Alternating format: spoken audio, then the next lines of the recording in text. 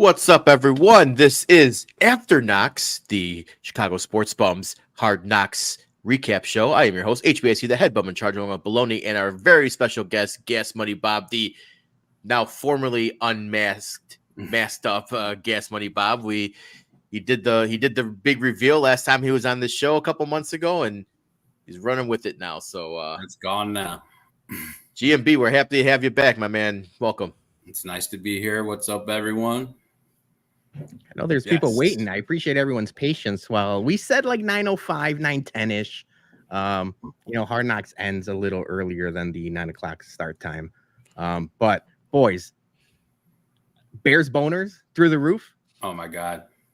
It was so good. That was porn, man. That was porn. We've teased Bears on Hard Knocks for so long. We thought it was never going to happen.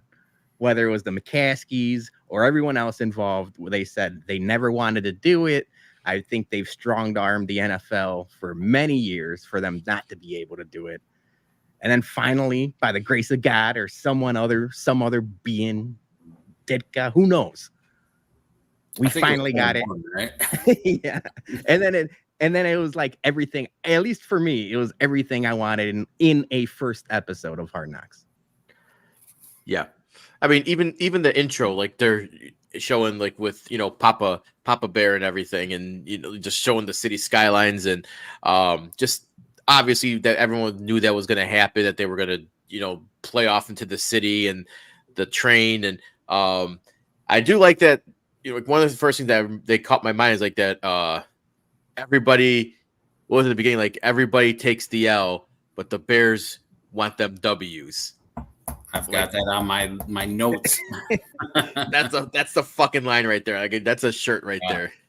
Like Lee F. Shriver and the writers, whoever write the script for him, they always got a couple of those every episode. And that one, I noticed it as well. I was like, ooh, that's a good line. When you watch the score, Chris Tannehill does hilarious like versions of those. It's really funny.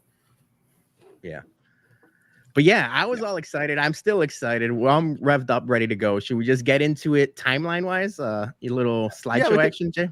Yeah, we can do it. That the one thing I'll say, I don't know if you clipped it or not, Peter, but can we just say it was great to see Ray Clay doing that intro with the voice and the Alan Parsons Project, and then him doing his call outs for Caleb Williams in the college and everything. Like, the only thing that would have been better if he was actually from North Carolina, if he actually played North Carolina. Awesome. But as soon as they started doing the walkout with him and like you heard the music, I was like, this is cool. And then the fact that they showed Ray Clay, that was great choice by HBO. Yeah. All right, let's get to let's get the slideshow. All right, so we're starting right at the beginning. They just go right for the draft. No hoopla or anything like that. He's been a number one pick. I mentioned when we during the offseason with the Giants that it really pissed me off that they were even bringing in Caleb Williams, knowing that he was never going to go to the Giants to begin with. But it was still cool, like just giving like a little teaser on that. But I was like, don't you fucking talk to my quarterback, motherfuckers. Like, yeah, you were getting protective. Yeah. No, I liked the Giants Hard Knocks, the like off season. This was the first season they did that, only because it gave us a little tease of Caleb Williams answering those questions with Brian Dable and even Rome Odunze. Yeah, the difference between Rome Odunze and the way he carries himself, and then Malik Neighbors. I think those two guys are going to be tied at the hip being compared. And I just like the way Rome handled his business. So I was excited, and that was just a little tease for now our series. Yeah. So Caleb Williams is now officially a Bear, and that's where they kick off. So then we get like the intro, and it's everything Chicago, right? Deep dish pizza and hot dog and the river. And then they obviously called fans to be a part of this, because this was during the off season. There's not just Bears fans walking around with flags and everything. So they hired some people or called some people to be like, let's film this. And there was a rumor that very good White Sox fan, but also raging Bears fan. Gabe was there. I couldn't clip that, but there was rumors that was part of it. But it was just everything about Chicago for this intro was like classic Chicago. Yeah, Gabe, if you're watching this, can you confirm if you were on that or not? I went back and looked at because my wife's like, I think that was Gabe. And I'm like, I went back. I didn't see it. I'm like, I can't go back another time. But then you had mentioned GMB. Big Cat was the voice of Big Cat was there too, right? Yeah, I thought I heard a little quote from Big Cat saying like he's got to be like the greatest, quarterback ever or something in that realm, but I didn't know exactly what that was.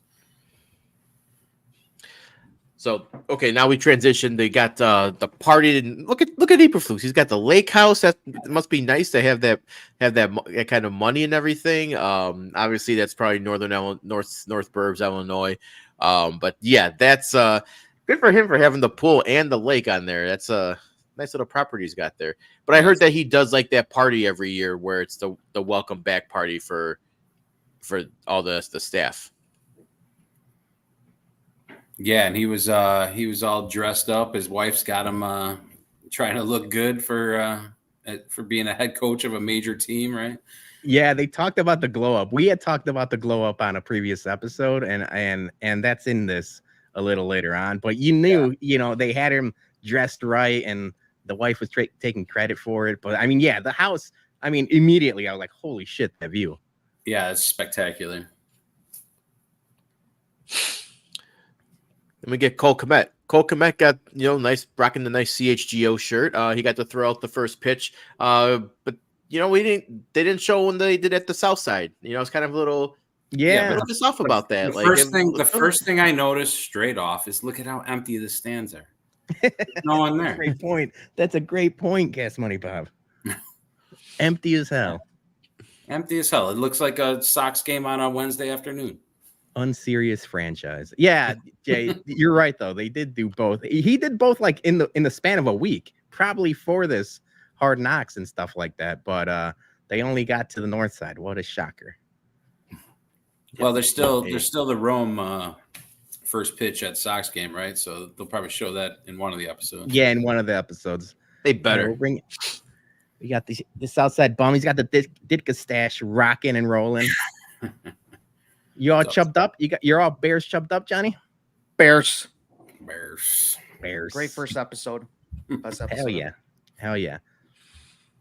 So then we get a shot of like Matty Eberflus addressing the crowd and addressing like there's a couple things of like people walking into the Hallis Hall, but this was our first time like seeing Matty Eberflus, and we've seen a little bit of it in the Colts Hard Knocks series because he was part of that midseason Hard Knocks. And I went back and watched it when the Bears announced their hire.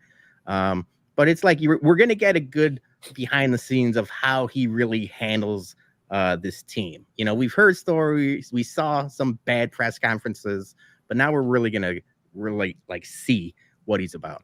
Yes. I hope that part of his glow up is getting rid of the word salad and just the nonsense rambling that he does. Like it's time for him to be a coach now. But that's just coach speech. Part of being a coach, yeah.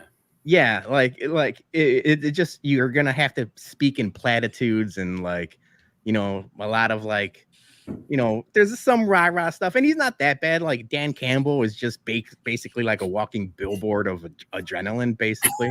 But a lot of coaches are like that. The thing I like about Flus is like from other clips, not from what we saw here, but from other clips where he's like teaching like Caleb the history of the Bears, like these guys are the Hall of Famers, these numbers are retired. I like that he like learned all that stuff when he came in. That's kind of cool that he did that. Yeah, there was a clip that the Bears showed they shared on YouTube about that, and he talked about him wanting the history of the Chicago Bears in his office, almost like a roadmap. And that's where like he explains like all of the history to Caleb Williams. I'm glad you brought that up because it is like, he took time to learn the history and be a part of the Bears. Yeah. And I don't know if you clipped it or not, but speaking of Flus's office, can we just say that's much better office than Joe Shane's was? Yes, I have. There's pictures of Ryan Poles' office. That'll get to when they sign DJ Moore, all of that. But yeah, that office is not lights out better than Joe Shane's. Yeah. Well, Joe Shane kind of came off as an idiot too. I'm sorry. I thought it was a bad look for the Giants in general. I thought so too. Yeah. So yeah, this is another one of him talking. I was trying to look and see like what the screens said and like, you know, how good do you want to be? Vision, strong mind, set a goal, 1 of 32. Like it's a lot of coach stuff. I didn't think it was anything, you know, too crazy. Yeah, just I'm starting to think maybe he's getting rid of the hits. Yeah, we haven't heard much of the hits principle. That's interesting. The hits principle didn't really work out the first 2 years. Maybe he like tabled the Wint principle. So then we got Caleb Williams, and this was a clip that was teased. It was like released during the Hall of Fame game of him talking to the crowd, telling them his signing bonus, and Tyson Bagent just goes into a seizure, learning that it was $25 million, which I thought it was a good look on Tyson Bagent's part. That whole clip was really funny, man. I like how they show it more throughout the thing, how they seem really like close and like the camaraderie is really great. Yeah, I thought like for this first episode, the fact that like Keenan Allen, DJ Moore, Cole Kmet, and Caleb Williams, they all seem to be getting along great. And obviously, you know, they pick and choose and they cut and edit however they want. But it's a good start. Do you know when Caleb was singing, what song he was doing? It was John Legend, The Ordinary People. Or I believe that's what it was. Or he was trying to sing. He didn't sing a lick of it. They started playing it after that, right? Yeah, I think they played it through. So because like, what did he fuck something up, or why they were like starting throwing shit at him? Like he messed up the start of the song. He didn't come in. He didn't start when he was supposed to start. So like as soon as that happened, they started throwing stuff. And I mean that we see that a lot in locker rooms where like the rookie, I mean, hazing isn't what it used to be, but a lot of these like talent shows or rookie deals that you got to do. There's a lot of karaoke. We're going to get a little bit of that in a little bit, which was awesome. But then this is the start of your the Alan Parsons project and the Bulls intro for Caleb Williams. And that's when like things got cranked up to 11. Yeah, they had the old Bulls announcer. Right. Clay, Clay. Yeah, that was cool. But then they started showing all these clips of how he's not doing well. And I'm like, well, maybe Brett Rippon is better. You know, possibly. Is there a QB controversy here? Yeah. Brett Rippon, future quarterback of the Bears, possibly. Yeah. Like that pissed me off with like that first montage of him like throwing passes, because I'm just like, all you're doing is feeding into the fucking Packer trolls who are watching that and just ready to be like bust, or even bust. Even like the hardcore Justin Fields guys that haven't like accepted the fact that he's not the quarterback anymore. Yeah, Mike North was just like cheering those plays on, going, yeah, those passes suck. Yeah, that I was just like, come on, HBO, you gotta make our boy look better than that. We've seen all the reports from training camp, and you start off with those bad reads and the interception, and not good. But the scene that's showing right here, like that's where Flus was like, all right, you were here, now you're here, so just keep building off of that. You know? Yeah, and they talk about his first 7 practices and how much he's like learned from that point on. I just thought it was interesting for this first episode to show the relationship between Eberflus and Caleb Williams, because I mean, Eberflus is a defensive coach, you know. Yeah. There's a lot more that Shane Waldron is going to be hands-on with him, but they made it a purpose to be like, no, Eberflus and Caleb Williams have this relationship, and we'll talk about it when Nick Saban comes on, but he's like, you got to stand behind them and like learn and see like what his flaws is, but don't address them to the team. I thought it was all interesting, and they're showing that at least Matt Eberflus is trying to do this, and that'd be interesting to see if this is something he didn't do with Justin Fields. Yeah. Well, he was also in the back of the room, in the quarterback room at that one scene, So, like, yeah, he's trying to be a part of it. Right. There we go. There's the man himself. That's pretty this cool that they bring in Nick Saban in to talk. Yeah, this was a great segment. Yeah. Especially mostly because it made you like kind of like, okay, ease back on your expectations, because even Peyton Manning threw 28 interceptions as a rookie. So it's like, if he's not great his rookie season, it doesn't mean he's going to suck. Just calm down. He's a rookie, and we'll see what happens. Although I expect the Super Bowl. Yeah, I think we're all expecting playoffs and 4,000 yards and all of the records and everything else. But I mean, Nick Saban knows a thing or two about football. Maybe he's telling us to temper those expectations a little bit. Exactly. Do you think maybe that conversation with Nick Saban and talking about the tempering expectations and, he'll throw interceptions? I wonder if maybe that was going on because does Eberflus feel like he's in the hot seat if he doesn't produce a winning season this year with all the weapons? I mean, obviously we all were wondering why he was brought back for year 2, and okay, they made it a little better, especially the defense took big strides, but I wonder if he still feels like he's in the hot seat on the offensive side. Yeah, Jason, that's a great point, because he even said like it's a work in progress, right? You go. He even like portioned out to 3 years. He's like, you're the rookie, and then your second year you get improved, and then the third year, that's when you just know everything and you're good. So he's like trying to buy himself at least 3 more years, right? Just by saying that. And Yeah. George is like, yeah, we got to keep him around for 3 more years. Yeah. George, he bought it hook, line, and sinker for sure. Yeah. Plus, kind of getting back to the, having Eberflus in the quarterback room, in the back, this is a quarterback that he was there drafting because, Fields was not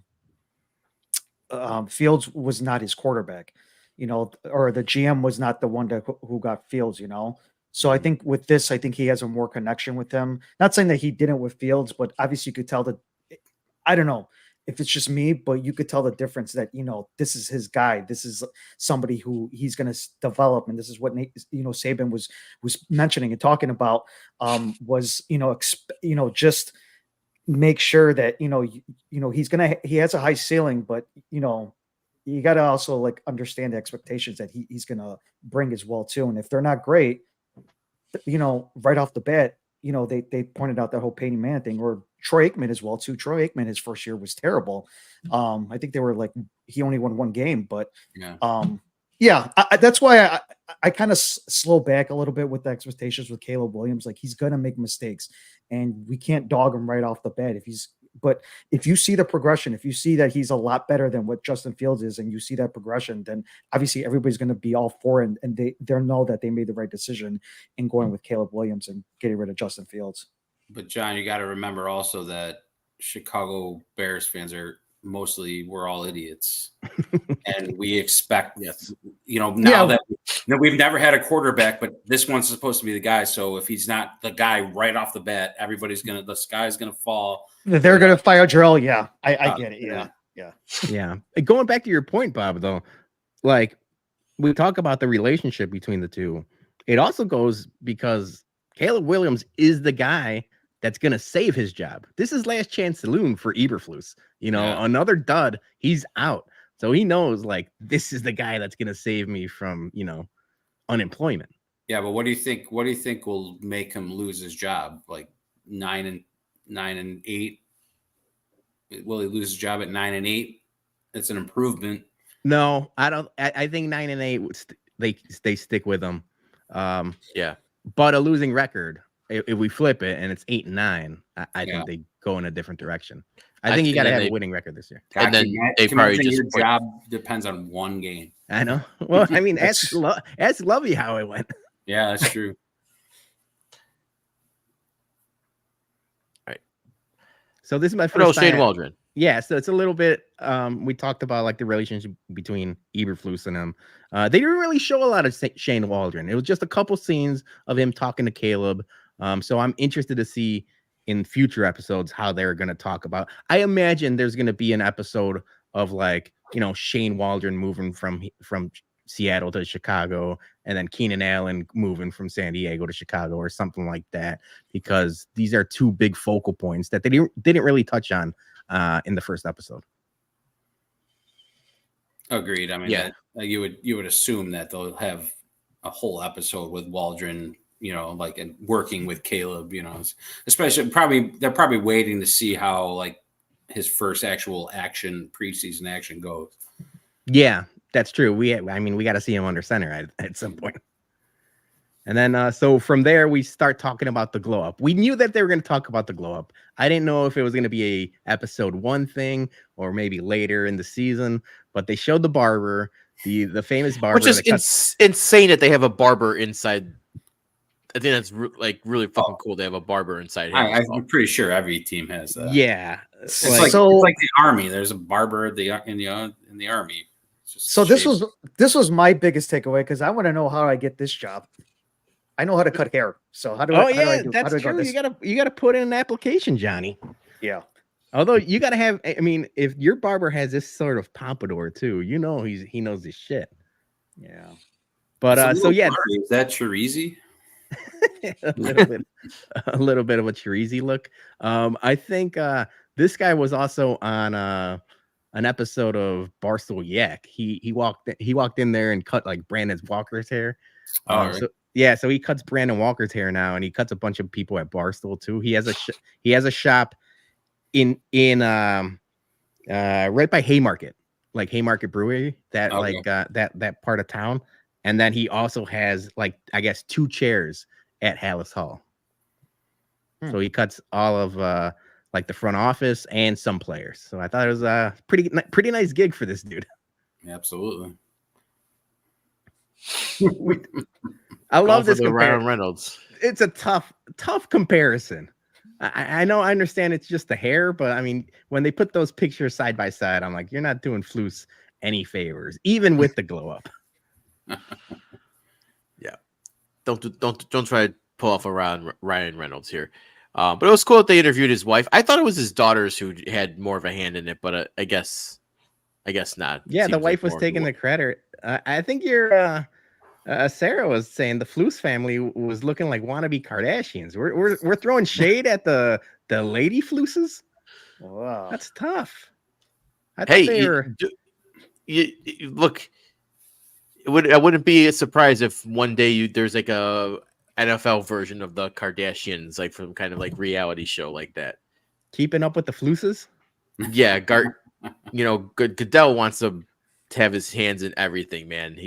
If he can dip his hand in trashy reality, he'll do it. Time out, Jay. This is a great idea. You know what? I'll put this down. We're going to talk about this for just a second. No. That's a great idea. If you talk about like a Real Housewives of Orange County and Salt Lake, my wife watches all of those shows. If you just focus on one with like the quarterback's wives, whether it's Brittany Mahomes and Eberflus's wife and daughter and all these, you're going to have a whole new demographic of women that will watch that show. And the men, I'll watch a show if it just gives me a little bit of behind the scenes on this stuff. Can we throw Giselle in there too? Does she? Well, not so much anymore. That would have been good in a couple years ago.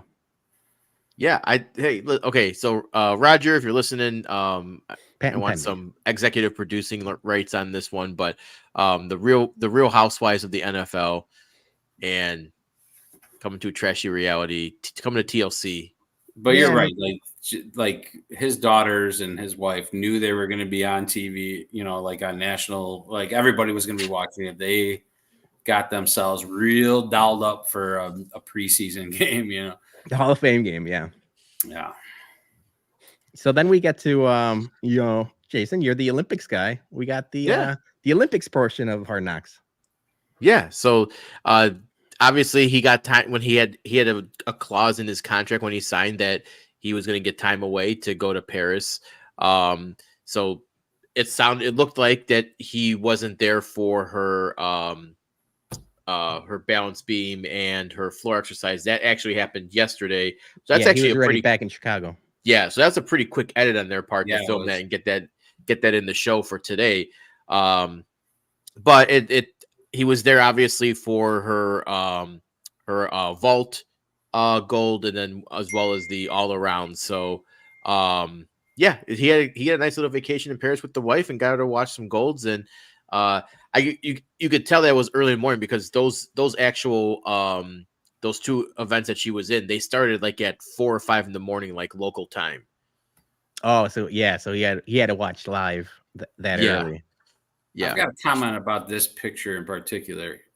Did they get married when he was a Packer? Because they both look miserable. Yes, great observation, GMB. They were Packers, or he was a Packer. Yeah. When they and look at how unhappy they are. Yeah, and look at them now. On the beach are they in Green Bay? The beaches of Green Bay. Yeah, yeah, that's a great point. What I liked about it, they showed a little bit of it when he was in the stands. He was keeping score like a baseball game. Obviously, like he had his pencil and his paper, and I'm like, oh hell yeah! Like he's actually putting in the work. So I got a couple more pictures of them. Obviously they were FaceTiming, and then the dogs made an appearance. 3 dogs together. I know I believe we're all dog people. I don't want to speak out of turn, but we're all dog people. No Eddie Barstools in this crowd. Nope. And then I still do this. That was going to be my question to the group, because I did this probably a week ago, and I'm a little heavier than I once was, but I still got to the door and didn't trip the little sensor thing. So I was going to ask GMB, Johnny, you guys still spry enough to beat the garage door every once in a while? Well, I haven't tried it in forever, but I doubt that I'm spry enough to do that anymore, man. I got some bad knees over here. Johnny, you probably do it. Yeah, I did that a couple of weeks ago. Yeah, so yeah. I did it. I was taking my daughter out for a bike ride, and I was like, all right, you stay here in the driveway. I'll close the garage, and I was like, I'll make it. And it would have been really embarrassing. She probably would have cried if I didn't make it, because it would have been scary. But I made it, so I was proud of myself. And there's the boy, the Canadian Eagle. Oh yeah, Theo Benedict. I thought it was Benedict, but Benedict. It's that part was, but the funniest part wasn't him like taking his pants off or anything. The funniest thing was the little symbol.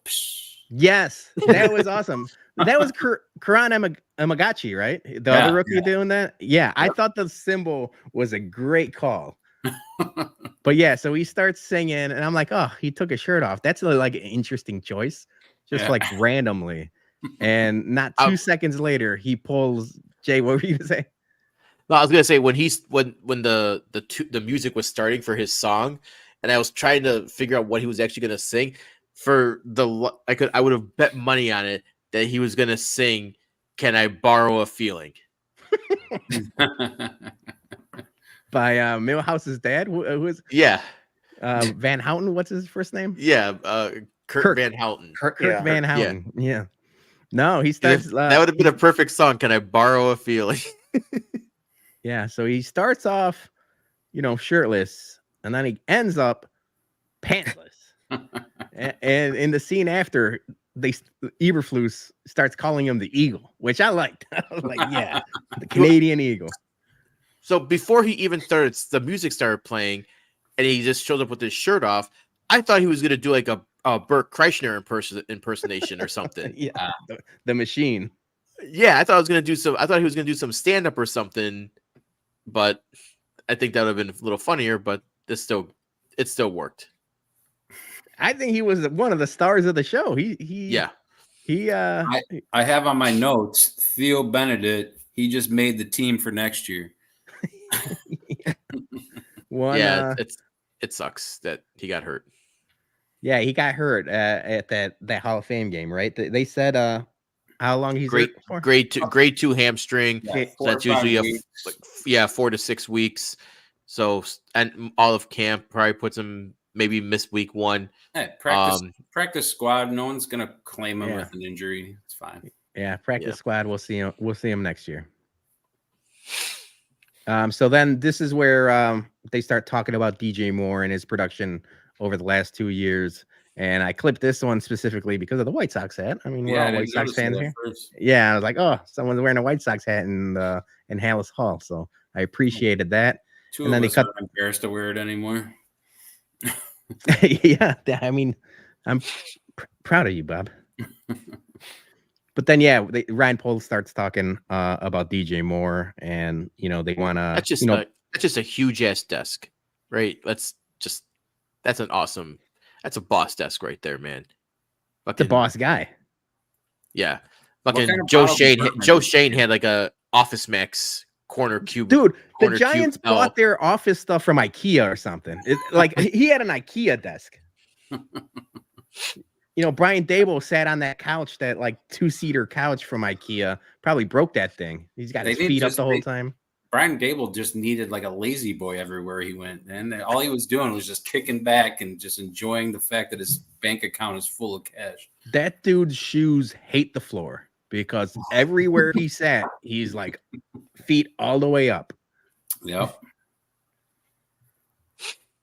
So yeah, so they start talking about DJ Moore. They show Drew Rosenhaus, which I thought was interesting. He made an appearance, and his brother. But they sign him. They talk to Kevin Warren. Kevin Warren says good job to Ryan Poles because this was a good deal for both parties. There's a lot of guarantees for DJ Moore, which he's earned, but it's still a team-friendly deal. You see a lot of wide receivers right now getting paid crazy money, and they locked up their number one, at least until Caleb Williams' rookie deal is up. So I thought it was awesome. But wasn't there rumors that now Keenan Allen is looking for an extension? Yeah, so we talked about that yesterday. I mean, you can't feed everyone. That's going to be a tough decision. Whether it's a one and done for Keenan Allen, or if he does sign a team-friendly deal, maybe like a 2-3 year deal. I think 2 years at tops, right? What would you give Keenan Allen? I would say he's 31. He's 2 years. But the thing that's encouraging about that, the fact that he wants a contract now from the Bears, is because his family lives in California, in Southern California. Who doesn't want to live in San Diego, right? I mean, if you can afford it. And he's always been talking about, well, I'm not going to move my family out. I'm not going to move my family out. Now, all of a sudden, he must be loving it here because he wants to stay. So, because he could get money from other teams. Other teams are definitely going to pay him. So that, or he sees what Ryan Poles is building, right. And he says, I want to be here when it really pays off, because he never really sniffed any success in the playoffs. He was a great receiver for many, many years, but this is last chance saloon for him as well. He's got 2-3 years left. Maybe he wants to latch on to a winner, and instead of going somewhere else, he sees the Bears as somebody. And I love the part I think it was earlier on in the episode where they're like, he's unguardable. He just makes movies in green grass. He's unguardable. I'm like, I love that. Like, yeah. The White Sox, the Bears have never had like route runners like that, Ever.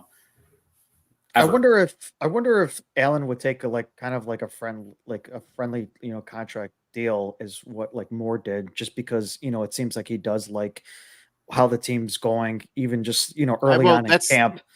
I don't know about that, Johnny, because he actually returned down a contract restructuring from the Chargers, and that's when they were like, okay, trade him. So like, because they were in salary cap hell, and that's when they had to get rid of him and Mike Williams because they couldn't afford the bloated shit.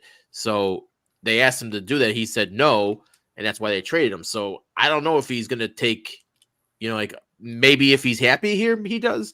Maybe if he thinks that this is gonna be the team, that can win a Super Bowl in the next couple years. But from the surface, I would say no. He's trying to get as much money at the end of his career now as he possibly can. Yeah, and I don't blame him if he wants to get paid. He's earned his money, but maybe it's not from the Bears. But the good thing about that is like if he wants to be here, then obviously he thinks that Caleb Williams is going to be good. Yeah. So if Caleb Williams is good, he's good. you know, yeah, maybe you take a little less money, you're still going to make a ton of money, and then you could win a ring possibly. So, and he's at that point in his career where that's probably the most important thing to him more than money. And best case scenario, if he does end up staying with the Bears, if whether or not they figure out a deal, 1, 2, whatever, it is later in his career. He doesn't have to be the number one guy like he was in San Diego. We got DJ Moore. And even if Rome Odunze turns out to be what we think he is, then he could slide over to the 3. And Keenan Allen as, you know, your third option later in his career, that might extend him for an extra year or so, you know, where he's not doing the brunt of the work. Yeah. Dude, Keenan Allen with his route running in the slot just gives me fucking wet dreams. Well, he would be so fucking unguardable for fucking linebackers to cover him.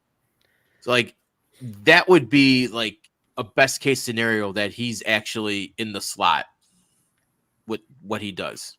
yeah, even when I say number 3, I don't think Keenan Allen at his age and his size would be best suited for being on in the slot. But you could do a lot of 3 wide sets and stuff like that with him. Well, and he's a big dude too. So like later on in his career, he could just be like a red zone guy, you know, or like a possession receiver. Yeah, third down, get a first down receiver for sure. I mean, he already is, but he could be like more dedicated to that. Yeah, so then this is DJ Moore, obviously, thumbs up, which was cool. And we know it, we've seen it a lot with professional athletes. There can be a lot of diva tendencies, and obviously, you know, these are all alphas.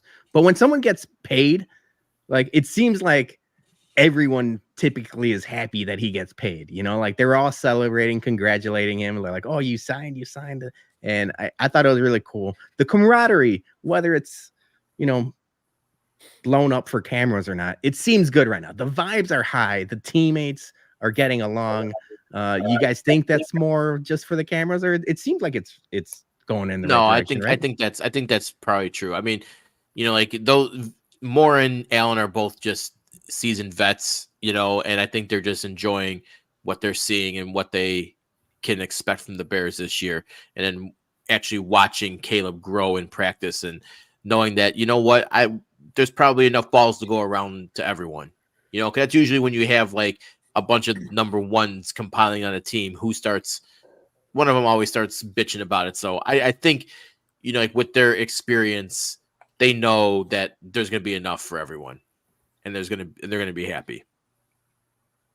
Hell yeah. So then they start teasing the, you know, the second string, third string, fourth string. I think this is going to be a storyline that's going to run throughout, you know, training camp and throughout Hard Knocks, right? You know, Tyson Bagent, Brett Rippon. Let's see who actually, you know, stays on the team, who wins out, who gets the coveted number 2 quarterback in Chicago, because as people know, the second string quarterback in Chicago is usually the favorite player of all of the score radio callers. All the Bobs, you mean? All of the Bobs.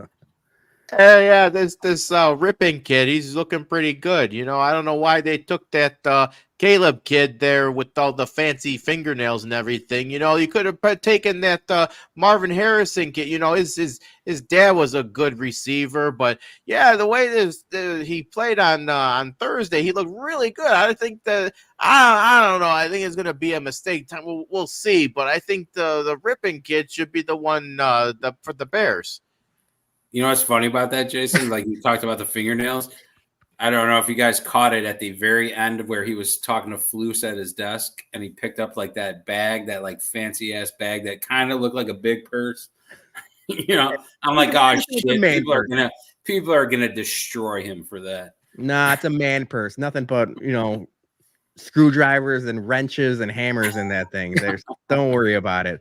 That's blue collar. That's a blue collar man bag. It's a tool case. Yeah, nobody worry about it. Nobody worry about it. So this is interesting. This is where you were talking about, Bob, where Flus was in the offense in the quarterback's room talking to the quarterbacks, and they were talking about sliding. Oh, And yeah. I thought this was interesting. It was a conversation about whether or not Caleb Williams played baseball and if he knew how to slide properly. And he's like, no, I didn't play baseball. And I'm like, man, are they actually learning from their mistakes? Because we know Justin Fields couldn't slide for shit. And I'm like, I turned to my wife and I was like, I wonder if they had this conversation with Justin Fields, because I don't think they did. Probably not. That's all Shane Waldron right there, man. That's fucking Shane and the team he brought in, and because we know Luke Getsy wasn't that smart. The note that I wrote for that was that when I was 4 years old, I broke my collarbone on a slip and slide, so I was a little nervous about them doing it. I got Mark Burley vibes out of this scene. I mean, I love Burley. He was my favorite White Sox of all time. What about Justin Fields? Yeah, the Justin Fields. I thought about it. We have a shirt with the, Flying Mario Justin Fields shirt. I thought this was funny. It's on the nice, easy Hard Knocks thing. But I did, in the back of my mind, I thought like, oh man, it's an easy way to get hurt. The one shot of Caleb doing it, he hits the ground pretty hard. It's like, damn, don't break a rib or anything, man. Yeah. Don't break your butt. But it looks fun. I mean, slip and slide. Who's going to say no to that in the summertime? Absolutely not. Yeah. No one's going to say no to that.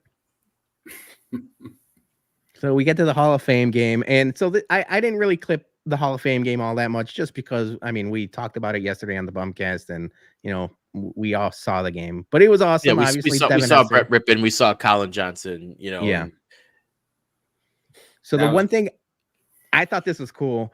There was, even before Caleb Williams got to the Bears, people, and especially the West Coast media, talked about him being the diva and all of the NIL money and all these different things about Caleb Williams. And every interaction I've seen with him, whether it's this or on YouTube or anything else, like, I think he just loves the game of football, man. Like the fact that Marcus Allen was there and he says hi to him, and then he turns to Matt Eberflus, and he's like, that's a legend right there. And it seemed like it was like a nice moment between a young guy and obviously a Hall of Famer.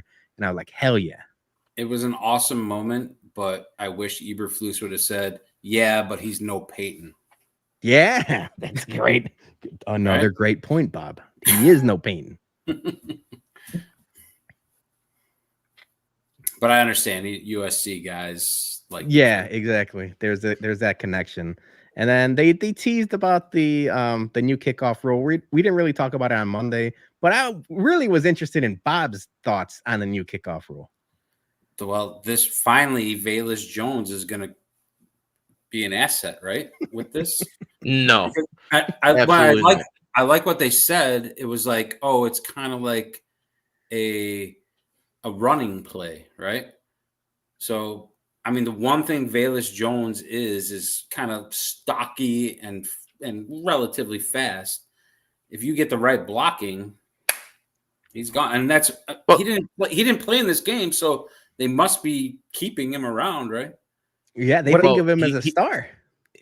He didn't play in this game because he couldn't. He was going to be in the fourth quarter before the game got called.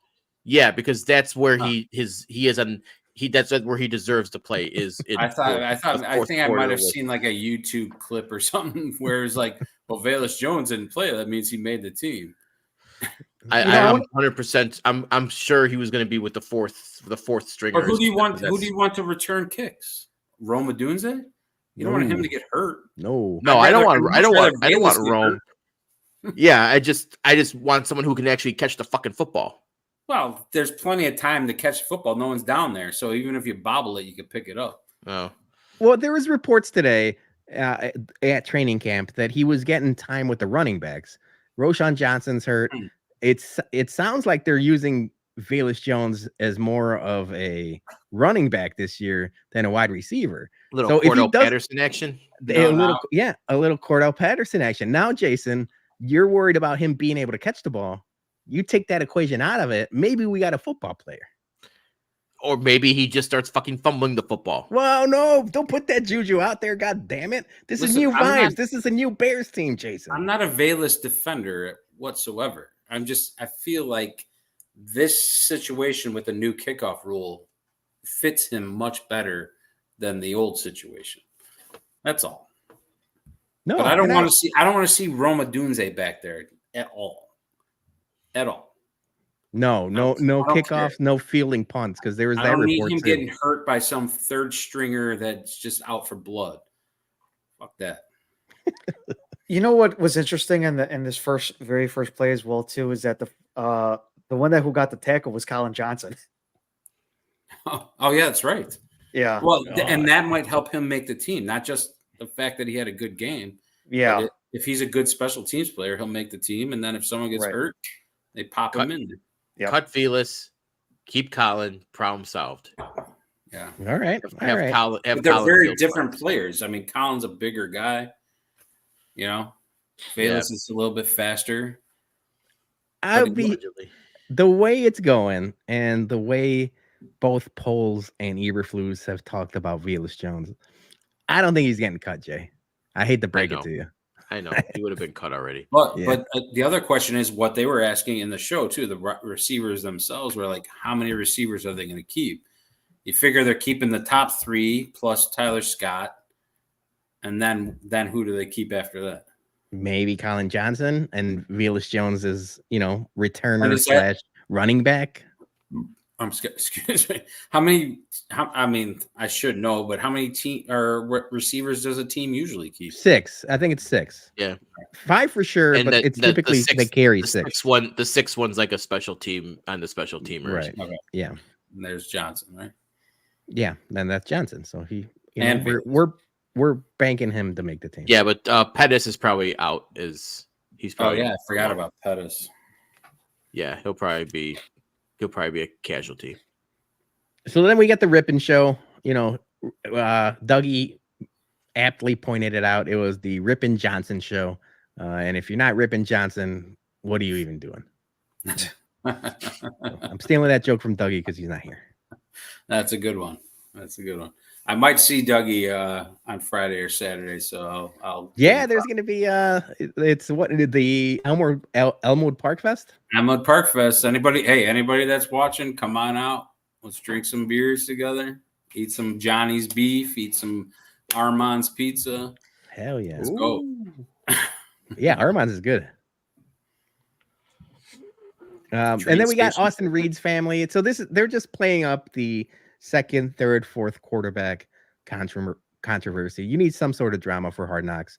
But yeah, I think that was like really the end of the Hall of Fame game. And then they just teased, the rain coming, and they called the game basically. Yeah, I think my only other note that I had written down is that Jalen Johnson had a comment about Caleb Williams. He said, he's like, "Ooh, that throw was nasty." Yeah, and he was trying to copy. He's like, I don't know how he threw it, and he was like doing the sidearm throw. He's like, I'm not sure how that happened. Yeah. I like that. If Jalen Johnson is saying that, that's good news. Exactly, and I can't wait for the episode that focuses on the secondary. That's going to be great. Yes, we got no defense whatsoever. There's still a Montez Sweat montage coming, and then Jalen Johnson and a bunch of the defensive players. That's going to be linebackers. Porn. I mean, come on. Yeah, TJ Edwards, Jermaine Edmonds. It's going to be porn. It's going to be monsters of the midway. We need more weeks. We need more weeks. Give us the whole season, God damn it. Yeah, I want to see. Obviously, we know the defense is coming, but I want to see more of Ryan Poles. I think that he was very, very, like in the background in limited interactions in camera time, and I also want to see more Roma Dunze. I want to. Yeah, I feel like that's coming. That's definitely coming. Yeah, because they barely talked about Rome at all. Even it was just that one scene after the Canadian Eagle where Eberflus is talking to Rome, and they're like, "You don't really have a nickname. Your name's cool already." He's like, "Well, it's too short." He's like, "But it's cool," and it is. I mean, Roma Dunze is a cool ass name. And Rome's getting it because they didn't even show they showed one of his highlight catches, but there was that one clip that we were seeing for all week, where Caleb threw a dime in between two defenders in the end zone on the left side of the end zone to Rome, and it was just beautiful. We didn't see that on there, so that's definitely coming. Yeah, I'm trying to think. I was looking at my notes. There's two notes I had. One was the The game day full zip hoodies that they were wearing were awesome. Like what I don't know if they were like gray or whatever. Those are sweet. And then the bald guy that's like Flus's security guard that was kind of talking at the end there. I live in River Grove.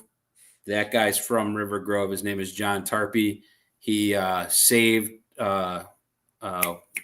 Jason. What I said? Hub Barkish's life. Remember when Hub passed out? Oh yeah, yeah. That's the guy that like found him and helped him. Oh wow. River Grovian. I've met him a couple times. Great guy. Yeah. No few people in his family. Great family. That's awesome. What's his name again? It's cool to see that all the time like every game, after every game, at the end of the game, when the coach is running to do the handshake, he's right next to him. You'll notice it now. That's a good. Yeah, no, yeah. I'm gonna keep an eye out for it. Yeah. Any last notes, Johnny, Jason? I like how everybody said, I wish we had more weeks of this. Like we only have 4 more weeks left of this Hard Knocks. And I'm kind of interested to see it also too, as far as ratings wise, is if this would be really big, as far as the most highest one out of all of them. I don't know. I mean, John, I would have to say absolutely. Yeah. Absolutely. Bears fans are like, we travel well. We're everywhere. Like you would think, oh, maybe Los Angeles or New York, but no one cares there. We care so much here. Yeah. I guarantee you it's the best ratings ever. Yeah, I know our guy Prez, Bums in the Bleachers. He signed up for HBO. What is it now? I was gonna say HBO Go. It's Max, right? It's just Max. Or just Max now. Yeah. He signed up for it a couple of days ago. He's like, I only signed up because of Hard Knocks. And I'm like, I know there's a lot of people like that in Chicago. So yeah. All right. So I think that wraps up our first episode of After Knocks. Guess Money Bob, want to thank you for joining us. Always love talking Bears with you, my man. That was awesome. I thought we were going to do like 15, 20 minutes, and I looked at the clock. We're at 52 minutes, and it was awesome. Had so much fun. That felt it felt like 25 minutes. I feel like we just got on, we just started talking, and we're almost at an hour.